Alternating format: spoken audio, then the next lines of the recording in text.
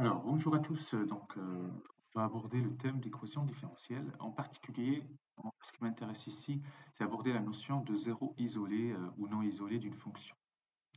Alors, il faut savoir que ce principe, voilà, est beaucoup plus étudié dans le cadre de l'analyse complexe, etc. Donc, voilà.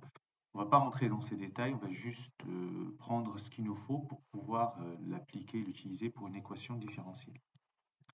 Alors, je prends un réel A. On dit que A est 0 isolé de la fonction f. À quelles conditions? Déjà, la fonction s'annule en ce point. D'accord? F de A égale 0. Et il n'existe pas de suite AN de 0 distinct de f, tel que AN converge vers A. Alors, qu'est-ce que ça veut dire? Ça veut dire que si f, si un point est un 0 isolé, alors si j'essaie de faire un schéma, euh, alors, même si le schéma, je ne sais pas s'il va être adapté, c'est que les zéros vont être isolés. Si on prend ce cas, il est clair et net. Donc voilà, la fonction admet un zéro ici. Et il est isolé parce que, en fait, la fonction ne s'annule pas dans un voisinage de ce point-là. Vous voyez, sur un voisinage de ce point, la fonction ne s'annule pas. OK? S'annule seulement ce point. C'est ça l'esprit de il n'existe pas de suite de zéros distincts, hein, tel que cette suite, elle converge vers A. OK? Donc, on va donner un exemple d'une fonction continue dont 0 n'est pas un 0 isolé. C'est la fonction f de x définie par la fonction suivante. Donc, x sinus 1 sur x si x différent de 0 est 0 sinon. Donc, cette fonction, qu'est-ce qu'on peut dire sur cette fonction? Elle est f, celle-là. Donc, je vais compléter. Donc, f est continue sur R étoile. Et en 0, on s'en sort et en 0 aussi. On fait un théorème de gendarme. Voilà, vous encadrez sinus entre moins 1 et 1. Hein, voilà. Et vous multipliez par x et x positif. Vous faites le cas x positif, x négatif. À droite de 0 à gauche et vous allez conclure. Voilà. Alors, donc, qu'est-ce qu'il y a à dire de plus? Et pourquoi est-ce que 0 n'est pas un 0 isolé? Ben, parce qu'en fait, on a dit, pour qu'il soit isolé, il n'existe pas de suite. AN distinct de 0 distinct tel que 1. Mais si on veut montrer que ce n'est pas un 0 isolé, on peut trouver une suite de 0. Donc je prends AN. Donc la suite a été choisie, avoir AN égale 1 sur 2 πn, par exemple. Voilà. Donc, qu'est-ce qu'on peut dire? Ben, 1 sur la suite AN, ce sont les éléments de AN sont tous des 0 de f. Parce que quand vous faites f de AN, vous allez trouver 0. Voilà. 1 sur x, donc 1 sur 1 sur sinus de 2 pi n, ça fait 0. Et tous distincts parce que vous voyez, j'ai pris n pour n égale 1, 2, 3, etc. Vous voyez. Et donc, et à n surtout, attention, à n converge vers 0. Vous voyez. Donc, pour contredire un petit peu la définition de 0 isolé. Alors, le deuxième résultat, donc ça c'est la suite, donc on va le voir juste après. Alors, si f est dérivable et que a un zéro non isolé, alors f' de a égale 0. Alors, pourquoi ça? Ben, donc, si a est un zéro isolé, non isolé, pardon. Voilà. Donc, soit n, on va le montrer, a n, une suite de zéros distincts de f, euh, donc tel que an tend vers A, et bien sûr AN distinct de A. Voilà.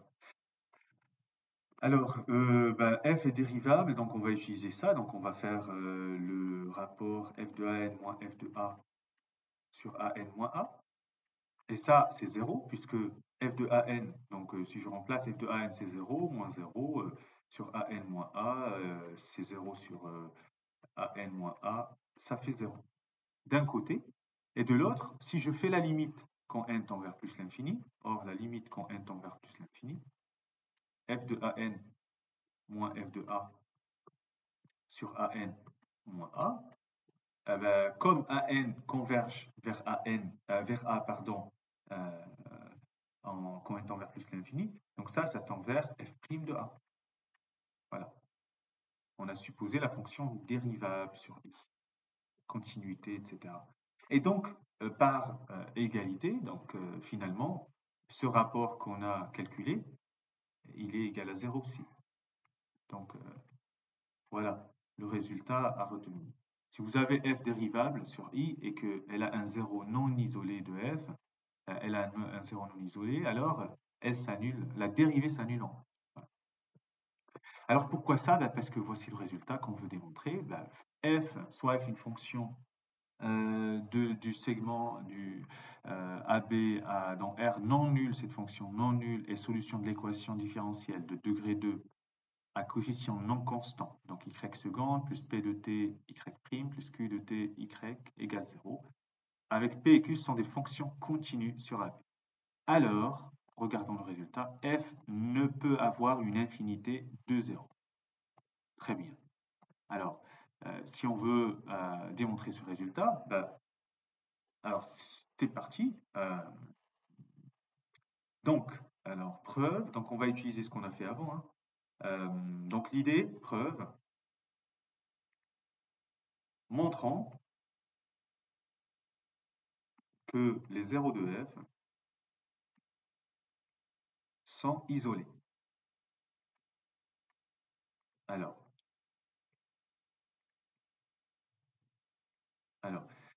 pourquoi? Parce que si on montre que les zéros sont isolés, ça veut dire que la fonction, si elle s'annule en un point, elle ne s'annule pas au voisinage de ce point. Vous voyez? Et quand on travaille, comme on travaille sur AB, vous voyez, AB c'est un fermé borné en dimension sur les segments sur R. Donc c'est un compact. Vous voyez? Donc le fait que AB soit un compact va obliger que le nombre de zéros de f soit fini. Donc elle ne peut avoir une infinité de zéros. C'est ça l'idée. Alors par l'absurde, ok, par l'absurde, on prend x0 dans AB, un 0 non isolé de f.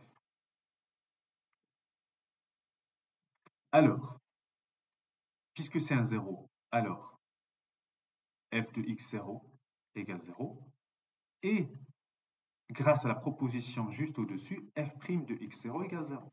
Hein, ça. Donc, c'est bien. Non, pas ça, pardon. Ce que j'ai démontré juste avant. Là, voilà, cette propriété.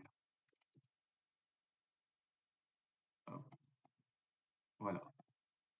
Hop là, là, là. Voilà. Si je me rappelle ici. Voilà. Hop là. On va s'en sortir. Voilà. Grâce à ça. Donc, si f dérivable, f est solution. Pourquoi ici? Car f dérivable, puisque solution d'équation différentielle. Car f dérivable sur AB. Et x0, 0, non isolé de f. Voilà. C'est un peu bruyant. J'espère que voilà, avec l'audio, c'est beaucoup plus, on va dire, confortable. Donc, j'ai ça. Bah, écoutez, une équation différentielle de degré 2 avec les conditions initiales données, donc le problème de Cauchy vous dit que, voilà, vous avez ça et vous avez y de x0 égale y' de x0 égale 0.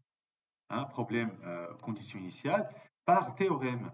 Donc, grâce à la continuité des fonctions Q et P, d'accord, par le théorème de Cauchy-Lipschitz,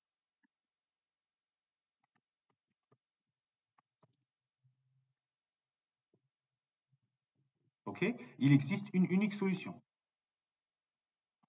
Une unique solution à cette équation. D'accord? Mais alors, ben, tout le monde peut dire, mais or, la fonction nulle est solution. Est solution. Donc, f est la fonction nulle. Et ceci est absurde, absurde. Contradiction si vous voulez, parce que on a, je vous rappelle, les hypothèses, f est une fonction qui est non nulle. Voilà. OK? Donc, ça veut dire, mon hypothèse, elle était fausse. Ça veut dire que il n'y a pas de zéro non isolé. Donc, tous les zéros de f sont isolés. Donc, ça veut dire quoi? Donc, les zéros de f sont isolés.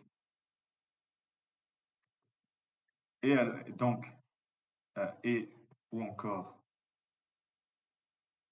f' de x0 est différent de 0.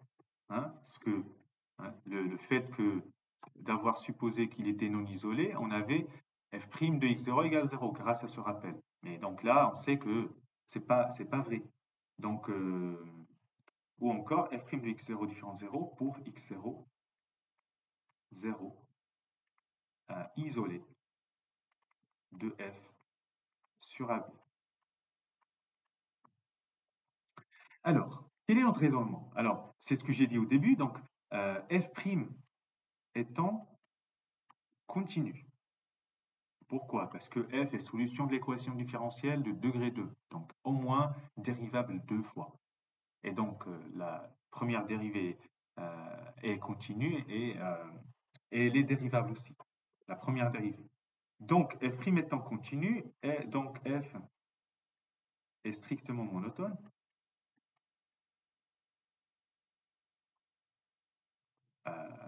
Au voisinage de x0. C'est ça la clé. Parce que, et donc ne s'annule pas. Et donc f ne s'annule pas au voisinage de x0. Alors, ainsi, par compacité